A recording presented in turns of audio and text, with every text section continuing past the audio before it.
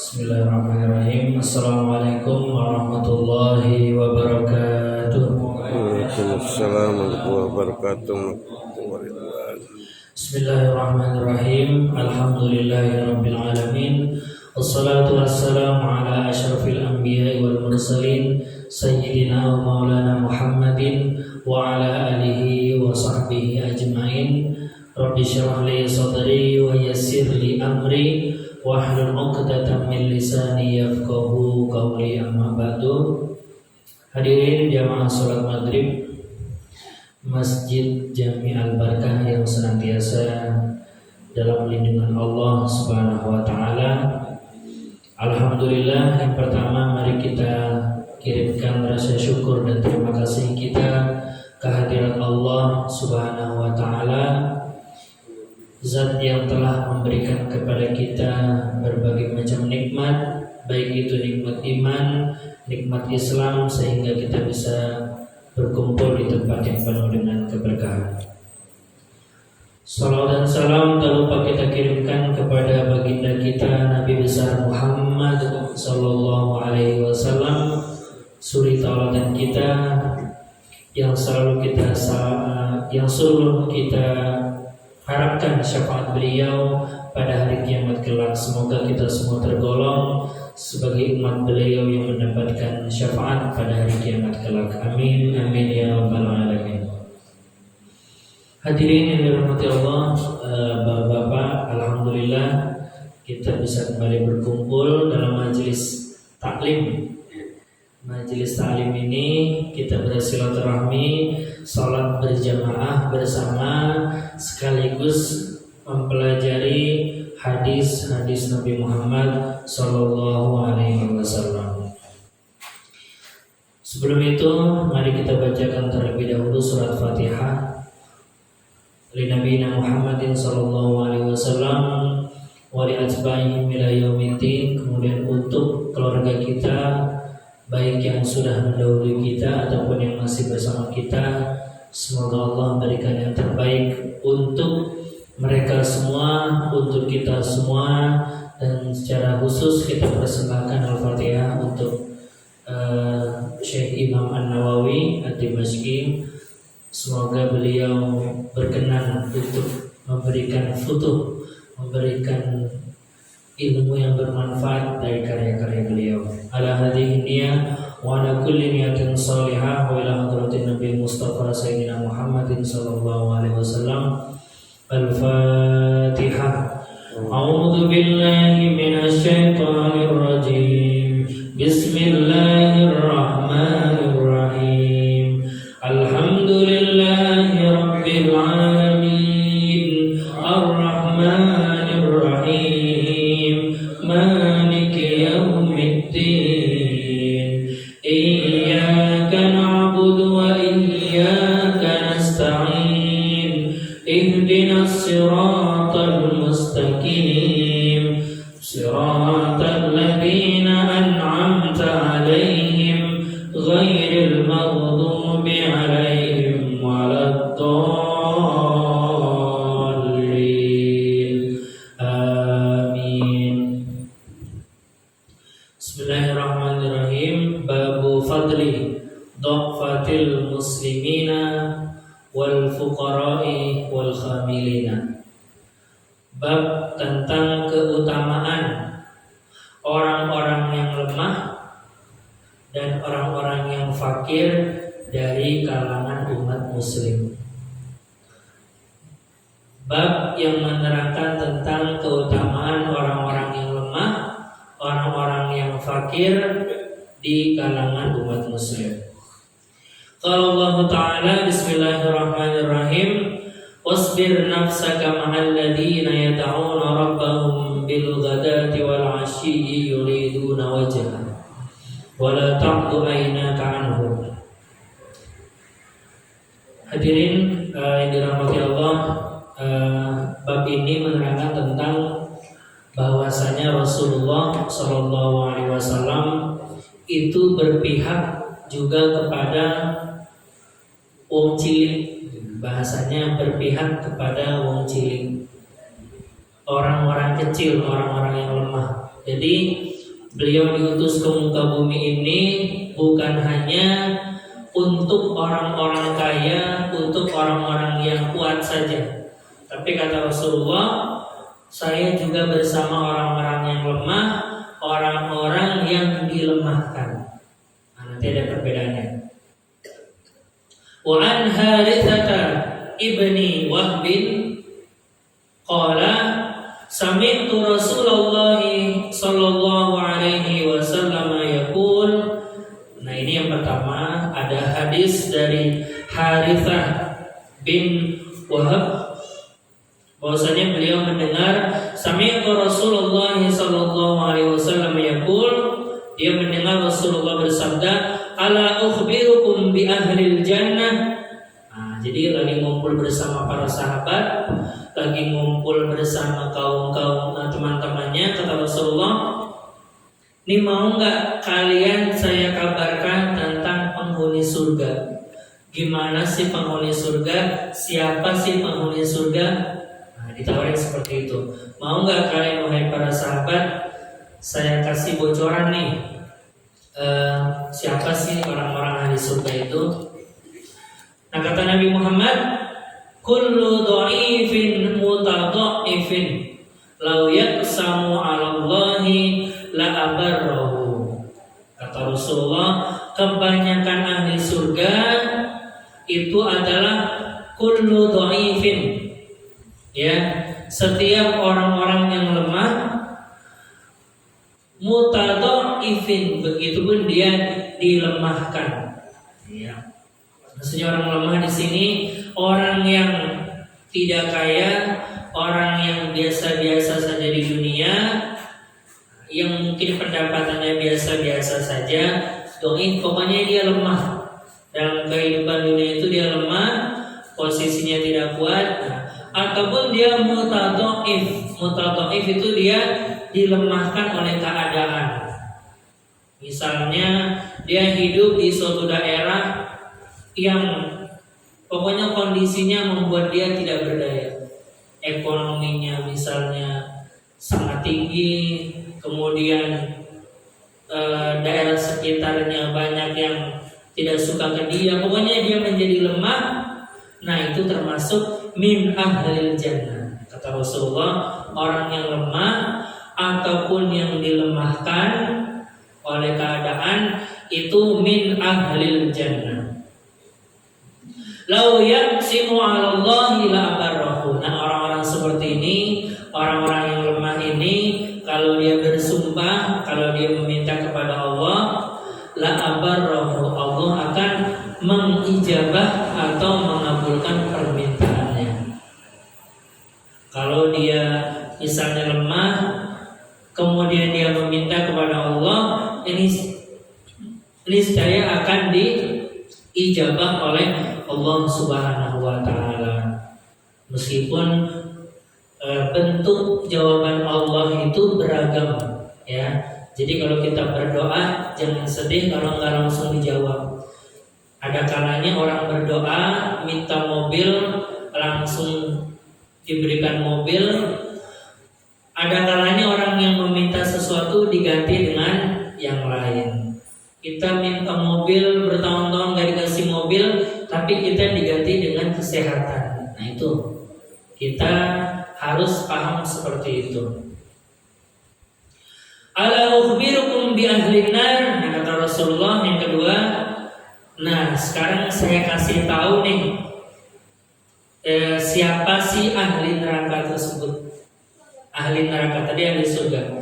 Kullu mutullin jawadin mutakabbirin. Nah, orang-orang yang ahli neraka itu adalah orang yang mutullin. Mutullin itu orang yang keras, hatinya keras, dia enggak menerima kebenaran, itu dia min ahli nar. Jawadin, jawadin ini orang yang al-jamu al-manu, bahasanya dia itu suka mengumpulkan uang tapi enggan untuk memberinya kepada orang lain. Artinya kikir. Dia suka ngumpulin uang sampai banyak, tapi untuk ngeluarin buat orang lain agak berat. Wa mutakabbirin. Nah, yang berikutnya orang yang min ahlin nar kata Rasulullah adalah orang-orang yang mutakabbir, orang yang sombong. Sombong itu kalau definisi ulama dijelaskan ghamtun nasi wa batarul haq. Dia suka merendahkan orang lain dan menolak kebenaran. Nah, jadi kalau ada orang yang lebih rendah dari dia, dia suka untuk merendahkan orang tersebut. Dia punya mobil bagus, temannya atau tetangganya direndahkan. Ataupun dia tidak menerima kebenaran. Ketika dinasihatin, orang ini biasanya cenderung untuk menolak. Innahum min ahlin nar, ya, yang golongan 3 tadi kata Rasulullah min ahlin nar, orang yang hatinya keras, kemudian orang yang kikir, kemudian yang ketiga orang yang sombong, ya, orang yang kikir, kemudian orang yang sombong, ya. Rasulullah tidak mengajarkan kepada umatnya untuk berlaku kikir. Rasulullah itu sangat dermawan. Wa an Nabi Abbas Sahal bin Sa'ad As-Sa'idi. Nah, ini ada sahabat namanya Sahal bin Abbas. Beliau mengatakan, marra rajulun 'ala Nabi sallallahu alaihi wasallam faqala li rajulin indahu jalisun. Suatu ketika Nabi sedang duduk bersama temannya di pinggiran jalan, kemudian ada seseorang yang lewat. Kemudian Nabi berkata kepada orang yang di sampingnya, ma ra'yuka fi hada? Coba ibaratnya namanya fulan, wahai fulan, coba kamu perhatikan orang yang tadi lewat depan kita. Coba menurut kamu itu gimana sih orang tersebut? Nah, temannya bilang, wah, itu orang yang baik. Kalau dia meminang perempuan pasti akan diterima.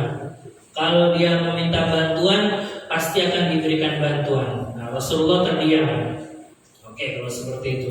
Kemudian datang lagi orang yang kedua. Orang yang kedua lewat, kemudian kata Rasulullah berikutnya, wahai fulan, coba menurut kamu gimana orang yang kedua tadi? Statusnya gimana menurut kamu? Nah, kata sahabat di sampingnya, wahai Rasulullah, orang yang kedua lewat ini itu kebalikan yang pertama. Ini orangnya kalau dia melamar perempuan pasti dia ditolak.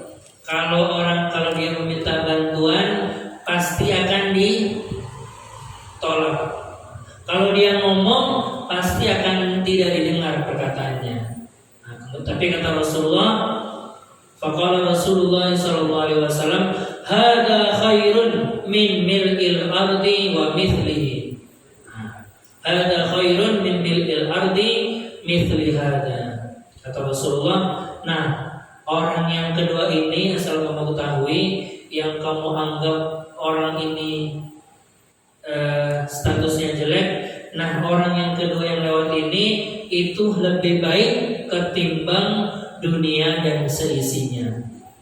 Jadi ada orang yang kita anggap buruk padahal itu baik, sebaliknya ada orang yang kita anggap baik padahal itu buruk. Ya, makanya kita dianjurkan agar hati-hati dalam menilai orang. Jangan kita terjebak dengan penampilannya. Oh, orang ini penampilannya biasa-biasa aja. Siapa tahu dia masuk ke dalam ahli surga. Tapi ada orang yang pakainya bagus, mungkin ternyata akhlaknya kita nggak tahu seperti apa. Hadirin yang dirahmati Allah Subhanahu wa taala. Kemudian berikutnya, an Abi Hurairah radhiyallahu an Rasulillah sallallahu alaihi wasallam. Nah, ini dari Abu Hurairah radhiyallahu anhu, Rasulullah sallallahu alaihi wasallam bersabda, "Innahu la ya'tir rajulul 'azimus saminu." Nanti hari kiamat akan datang seseorang yang azim. Azim itu artinya dia besar, as-samin gemuk. Jadi nanti di hari kiamat itu ada orang yang dia posisinya tinggi, kemudian as-samin, postur tubuhnya juga gemuk. La yazinu indallahi janaha ba'udatin. Tapi ketika ditimbang, orang yang mungkin di dunia ini terkenal, statusnya tinggi di masyarakat, badannya juga besar, ketika ditimbang di hari kiamat, la yazinu indallahi janaha ba'udatin. Ketika ditimbang, dia kalah dengan sayap nyamuk. Jadi ada orang yang statusnya tinggi di dunia, dia punya pangkat yang tinggi, tapi ketika ditimbang di hari kiamat, timbangannya itu nggak lebih dari sayapnya nyamuk. Nah, gimana sayapnya nyamuk? Kalau kita nepok nyamuk, kemudian kita ambil sayapnya yang sangat ringan itu, nah orang yang dulu di dunia itu orang hebat, begitu ditimbang ternyata sama seperti beratnya sayap nyamuk. Nah, jadi bisa dibayangkan yang di dunia dia mendapatkan sanjungan, tapi ketika di akhirat karena amal-amalnya buruk, dia ketika ditimbang tidak nyampe seperti sayap nyamuk. Saking sedikitnya amal yang dia kumpulkan ketika di dunia. Nah, kemudian an-namra'atan sauda, kata Abu Hurairah juga, suatu ketika ada perempuan, kemudian kulitnya hitam, menyapu masjid. Nah, jadi perempuan ini ibaratnya kalau sekarang bertugas sebagai tukang sapu masjid. Ada seorang perempuan statusnya menjadi tukang sapu masjid. Mungkin kalau di sini dalam hadis ini posisinya dianggap sepele ya. Jadi orang yang sering nyapu masjid itu dianggap ketika itu cuma nyapu masjid, cuma bersihin masjid. Nah, suatu ketika faqadaha Rasulullah biasa melihat perempuan ini nyapu di suatu masjid. Kemudian pada suatu hari dilihat, loh, kemana orang yang biasa nyapu ini? Nah, kemudian Rasulullah bertanya kepada para sahabat, kemana nih perempuan yang biasa nyapu masjid ini? Namanya di sini Ummu Mahjan. Ya, ada seorang perempuan rasnya atau kulitnya kulit hitam, namanya Ummu Mahjan. Nah, suatu ketika dia nggak ada. Rasulullah menanyakan, kemana nih perempuan yang biasa nyapu di sini? Ummu Mahjan, mana Ummu Mahjan? Nah, kemudian kata para sahabat, mata ya Rasulullah, yang biasa nyapu di masjid tersebut dia sudah meninggal, wahai Rasulullah. Afala kuntum adzantumuni loh. Kenapa kalian nggak ngabari kalau kalau perempuan ini, Ibu Mahjan ini meninggal? Kemudian kata mereka, faka'annahum sabgharu, mereka itu seakan-akan merendahkan perempuan tersebut dengan mengatakan, wahai Rasulullah, itu kan yang meninggal hanya orang yang biasa nyapu masjid. Masa orang seperti mereka, orang seperti dia meninggal, harus saya kasih tahu ke engkau, orang yang sangat disanjung oleh manusia. Kemudian kata Nabi Muhammad, yaudah kalau begitu tolong antarkan saya ke kuburan dia. Kemudian Rasulullah datang ke makam tersebut, makam Ibu Mahjan yang biasa tukang sapu tersebut. Rasulullah ditunjukin kuburannya, fa shalla 'alaiha, Rasulullah sholat di atas kuburan tersebut. Kemudian kata Rasulullah, sesungguhnya kuburan ini mamlu'atan zulmatan. Kuburan ini sebenarnya penuh dengan kegelapan. Ya, tidak ada cahaya yang masuk, tidak ada penerangan yang masuk. Karena kalau orang sudah dikubur itu kan tertutup oleh tanah, tertutup oleh, biasanya kalau orang dikubur itu ditutup pakai kayu atau papan. Jadi sudah ditutup pakai kayu, gelap, plus ditambah tanah. Yang jelas orang dalam kuburan itu dalam kegelapan. Ya, kalau nanti kita dikubur itu mau nggak mau ya pasti gelap. Ya, mau dikasih lampu gimana pun tetap aja gelap. Tapi kata Rasulullah, wa inna Allah ta'ala yunawwiruha lakum. Gara-gara saya sholat ini, Allah memberikan cahaya kepada orang yang disolati di dalam kubur ini. Jadi perempuan yang hanya dalam tanda kutip hanya bertugas sebagai pengurus masjid, dia biasa nyapu. Tapi Rasulullah begitu dia meninggal, Rasulullah kehilangan dan sholat di atas kuburan Ibu Mahjan ini. Rasulullah sholat, nah gara-gara sholat itu yunawwiru qabraha, diterangi atau diberikan cahaya kuburannya. Ya, nah ini khusus Rasulullah karena sholat di atas kuburan itu diupayakan jangan dilakukan. Ya, diusahakan kalau sholat ya di masjid, karena kalau sholat di atas kuburan itu takutnya kita dianggap menyembah kuburan tersebut. Tapi lebih baik kalau mau sholat ya sholat di masjid, mendoakan orang yang meninggal tersebut. Jangan sholat di atas kuburan. Itu oleh sebagian ulama dilarang. Ya. Kecuali di sini kekhususan untuk Rasulullah. Rasulullah menyolati orang tersebut yang mungkin dalam masyarakatnya dianggap, aduh orang ini hanya profesinya hanya seperti ini.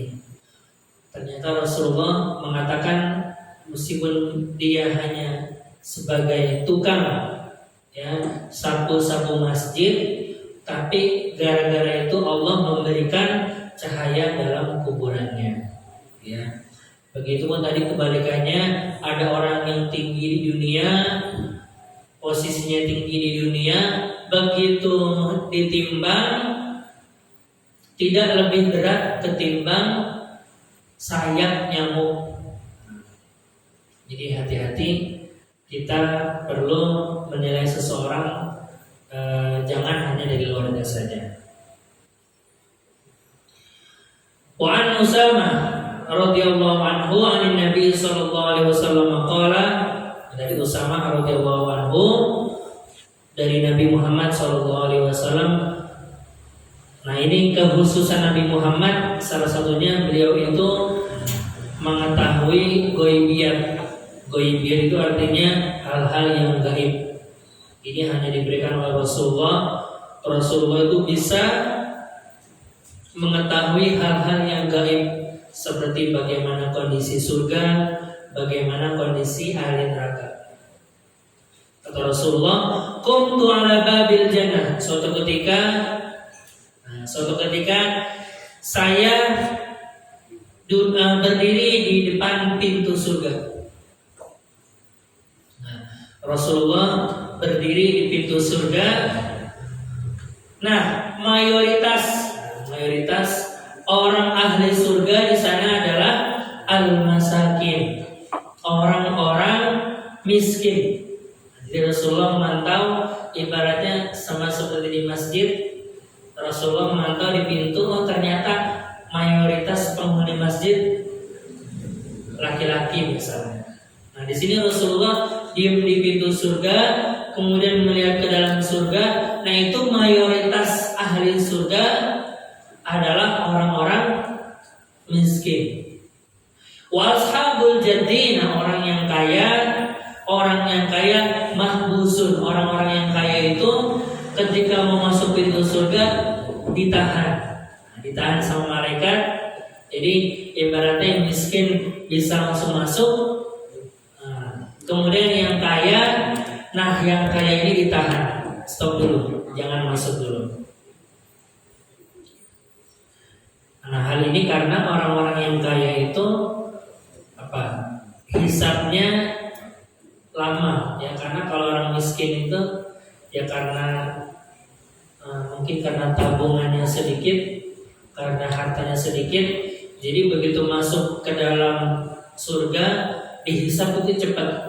Apanya yang mau dihisab? Kalau uangnya hanya berapa gitu, sebulan mungkin penghasilannya ya di bawah 10 juta misalnya, itu tergolong miskin misalnya. Nah, itu tidak lama-lama ditimbangnya.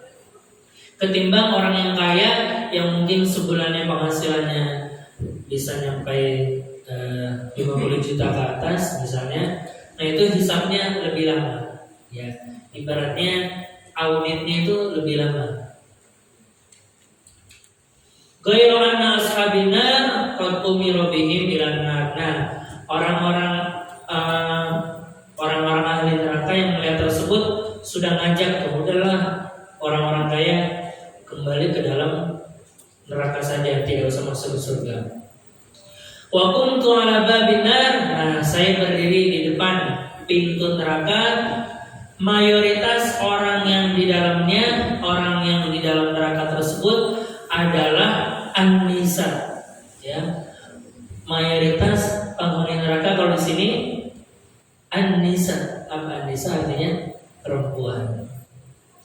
Nah, di sini mayoritas penghuni neraka adalah perempuan. Nah, ini sudah sangat masyhur bahwa perempuan itu dalam hadis disebut paling banyaknya ahli neraka. Nah, ini ada yang tentu perlu diberikan penjelasan ini, kenapa perempuan menjadi mayoritas penghuni neraka. Bisa jadi selain mereka melakukan dosa sebagaimana laki-laki, karena memang jumlah perempuan itu lebih banyak, ya. Dalam satu hadis itu disebutkan ciri-ciri kiamat. Ciri-ciri kiamat itu nanti kalau jumlah perempuan dibanding laki-laki itu 50 dibanding 1. Jadi nanti ciri-ciri kiamat itu perempuan 50 banding laki-laki 1. Nanti jumlah perempuan semakin banyak. Nah, kalau sekarang kita lihat perempuan belum sebanyak itu, ya masih lama sepertinya. Nah, itulah mengapa disebut perempuan kebanyakan ahli neraka kebanyakan perempuannya, karena memang jumlah mereka lebih banyak ketimbang kaum laki-laki. Mungkin nanti ada yang bisa ngecek di internet berapa jumlah perempuan di dunia ini dibanding berapa jumlah laki-laki. Kalau emang sudah lebih banyak, nah itu perlu hati-hati, ya, karena semakin lama semakin mendekati kiamat. Itulah juga alasan mengapa Islam itu membolehkan lebih dari 1. Karena nggak mungkin Allah ngasih porsi lebih dari 1 kalau jumlahnya nggak cukup. Ya, pasti Allah ngasih ketentuan boleh lebih dari 1, tentu porsinya ya dia lebih dari 1. Nah, cuman syaratnya sangat banyak, ya. Butuh syarat dan mungkin keberanian bagi yang ingin menambah lebih dari 1. Nah, di sini hukum tu ala babinar fa idza amatu man dakhalaha an-nisa. Saya lihat di dalam neraka mayoritas orang ahli neraka itu adalah seorang perempuan. Hadirin yang dirahmati Allah Subhanahu wa taala. Nah, ini kemudian hadis berikutnya, hadis terkait walimah. Ini masih tentang keutamaan orang-orang yang miskin atau orang-orang yang orang-orang yang dilemahkan. Di sini yang perlu ditegaskan, meskipun banyak keutamaan orang yang lemah, banyak keutamaan menjadi orang miskin, tapi sebagusnya, ya selayaknya atau seyogyanya kita jangan menyerah. Udahlah, kan orang miskin itu hisabnya gampang. Orang miskin itu hisabnya nggak gampang. Nah, tapi alangkah lebih baik lagi ketimbang kita jadi miskin baik, lebih baik jadi orang kaya tapi baik. Jadi yang biasanya kita mungkin kalau sedekah karena kita orang pas-pasan, mungkin sedekah mungkin hanya 50.000. Beda kalau misalnya kita menjabat sebagai manajer bank apa gitu, yang penghasilannya tinggi. Nah, kita sedekahnya pun enak. Yang biasanya 50.000 sedekahnya, nah jadi tetap 50.000 juga jangan-jangan. Ya, sedekahnya bisa mungkin 50 juta. Ya. Saya pernah mendengar ada seorang muslim di Indonesia yang kalau ngeluarin zakat itu, ya karena dia pemilik perusahaan besar, kalau dia memberikan zakat jumlahnya sangat besar. Nah, kalau bisa seperti itu, tapi kalau tidak bisa, ya jangan dipaksakan untuk bisa seperti itu. Kita bersyukur. Jadi miskin boleh asal baik, jadi orang kaya pun boleh asal baik. Jadi ukurannya bukan kaya atau miskin, tapi baiknya. Ada orang kaya tapi sombong, ya dia nanti tempatnya ya di neraka. Ada orang yang miskin, udah miskin, sombong, itu sama-sama di neraka. Ya, paling bawah malah. Tapi kalau dia miskin, baik, dia masuk surga. Kemudian dia kaya, baik, nah ini tentu bisa lebih tinggi ketimbang orang yang miskin tapi baik, ya. Makanya kita menganjurkan, diusahakan hiduplah jadi orang kaya, tapi orang kaya yang baik yang bisa menolong orang-orang yang miskin. Nah, kemudian Nabi SAW ini terkait Rasulullah sangat memahami orang-orang miskin. Kata beliau, syarrut ta'ami ta'amul walimah. Nah ini, seburuk-buruknya makanan adalah makanan ketika walimah. Ya, biasanya kita ke pesta pernikahan atau mungkin ada walimatus safar. Kata Rasulullah, seburuk-buruknya makanan, seburuk-buruknya jamuan adalah jamuan ketika walimah. Ketika ada pesta pernikahan, ketika undangan, itu dikatakan seburuk-buruknya makanan. Yamna'uha man ya'tiha. Nah, ketika walimah itu orang yang membutuhkan malah dilarang. Wa yud'a ilaiha man ya'baha. Tapi yang gak membutuhkan malah diundang. Contohnya gini, ada suatu pesta pernikahan yang diselenggarakan oleh orang-orang kaya. Dia mengadakan pesta pernikahan. Nah, ketika pesta pernikahan itu ada orang miskin yang membutuhkan makanan, dia sangat lapar sekali, dia masuk ke undangan tersebut. Tapi apa yang terjadi? Kata petugasnya, kamu nggak boleh masuk. Padahal orang tersebut membutuhkan makanan. Sedangkan orang-orang kaya yang diundang, sebenarnya mereka butuh makanan nggak? Nah, orang-orang kaya yang diundang, yang mungkin mereka bisa makan di tempat lain, bisa makan di tempat nasi padang atau yang lain sebagainya, itu malah diundang. Nah, ini yang menjadikan kenapa kata Rasulullah seburuk-buruknya makanan adalah makanan walimah, karena orang miskin di situ nggak boleh masuk, sedangkan orang kaya yang mungkin dia dalam keadaan kenyang malah boleh masuk. Ya. Jadi kita ngadain pernikahan, ngadain walimah, orang yang miskin karena nggak punya undangan nggak boleh masuk, tapi rekan-rekan kita yang kaya mungkin malah boleh masuk mencicipi hidangan.